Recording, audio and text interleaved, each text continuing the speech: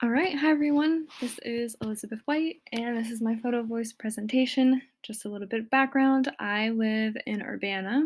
I moved here right before classes started, so haven't been super familiar with the area, but I'm getting a little bit more familiar. And yeah, this is just stuff that I have seen and noticed during the last couple weeks since I've been focusing on my surroundings with this project in mind. So, immediately as you pull out of my apartment complex, there is a food pantry. I haven't had the chance to stop inside yet. I also haven't really seen it during the day because I spend most of my days down in Charleston. But I took this picture over the weekend, and as you can see, there are some cars there. So that would imply it does get some use, which is great. I the area that it's in is kind of a bit of a residential area. It's just outside of a residential area, so it's really not that accessible if someone were to, I believe, like, walk. There is a bus stop, just across the street. There are actually a couple bus stops across the street, so that is an option if somebody were to take a bus. As you can see kind of in this photo, this side of the street doesn't really have a sidewalk, so that is also something to consider, and I would say that the location of this food pantry is a bit inconvenient, but it is an option. I've also noticed just around the city a lot of pop-up pantries, so I don't really know how to describe them, but people will take little posts and they'll make little food pantry boxes that are just for anybody to come and take what they need or donate what they have, so that's pretty cool and is a pretty awesome option that is around the city. This is a photo of kind of like the main street in Champaign. So, up and down this street are a lot of restaurants. There's also a lot of shopping. And as you can tell by this photo, it's pretty car dependent, the area that I live in. This would not be a very safe place to walk, especially at night. It is right off of the interstate, which makes it also another car dependent area. So I wanted to take a photo of this because, to my knowledge, this street is where all of the main shopping, whether it's groceries or going to the mall, getting some gas, or going out to eat, this is pretty much where it happens unless you're on the U of I campus. And so, yeah, it's just a pretty unwalkable area. I would even venture to say it probably wouldn't be a very safe place to bike, but you could theoretically do it. And in this same area is a Walmart, and I took a picture of this Walmart because in M&T, whenever we've been talking to patients the last few weeks, I've noticed a theme where a lot of patients say that they get their groceries from Walmart.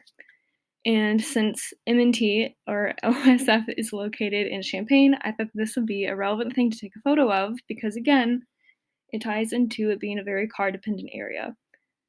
There are bus stops along this street, but I know during my undergrad I depended on the bus system sometimes to go to Walmart or to go to Meijer, and that can be really annoying when you have bags and bags of groceries that you have to haul onto a bus. And so that's just something that I think of when I'm thinking about how inaccessible this area is if you depend on biking or if you depend on walking, especially if this is where most people are getting their groceries. So, this is a photo of a co op that my roommate and I went to, and I thought this was pretty cool because it's just off of the U of I campus, so it's pretty accessible to students. And it had a lot of health food, a lot of really interesting produce, things I've never seen before, and I thought it was pretty cool because it's in a very convenient location. However, if you can see here, some of the produce is pretty expensive. It's $5 for a little pint of blueberries, $8 for, I think those are some grapes. So it's in a good location. It's got a lot of fresh produce, but it was pretty pricey. That being said, I noticed when we were checking out that it does um, allow SNAP benefits to be used, which is pretty cool because that would help kind of make up for the fact that a lot of the produce here is expensive. However, again, excuse me, just outside of a residential area and on campus, so how far that goes will kind of depend on how many students and people in the area are using SNAP to begin with. Because if the population isn't using that program, then it doesn't really help balance out the fact that some of their options were quite expensive. So, something that I've noticed, at least about the area of town that I live in, is that there are a lot of neighborhoods, and a lot of those neighborhoods don't really have sidewalks. So, as you can see here, this is a photo of a neighborhood, and on the right hand side, there are no sidewalks at all.